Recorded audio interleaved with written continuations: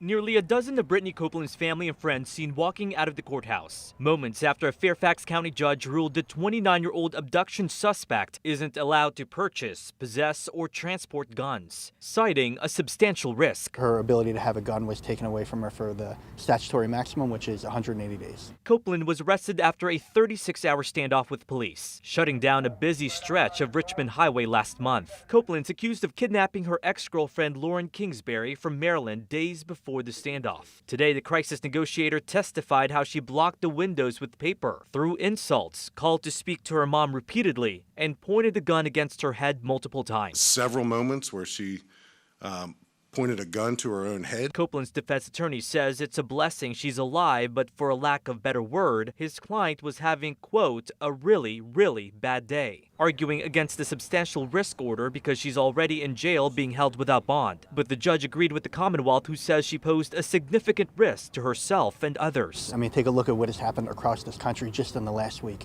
People are getting shot for no reason. To have the ability to have a court take the guns out of somebody's hands for that maximum period of time, it's a huge deal. The Fairfax County Commonwealth's attorney says his office has a unit with 3 attorneys who specialize in red flag laws. Although Copeland remains behind bars, Steve Descano says he'd rather be safe than sorry. And fully 75% of substantial risk orders in the entire Commonwealth come from Fairfax County because we see it as a great tool to keep our community safe. Copeland is not only facing criminal charges in Fairfax County, but in Maryland as well, where the alleged home invasion and abduction first took place. There is a preliminary hearing in Fairfax County scheduled for next month. In Fairfax, I'm Matthew Torres, WUSA 9.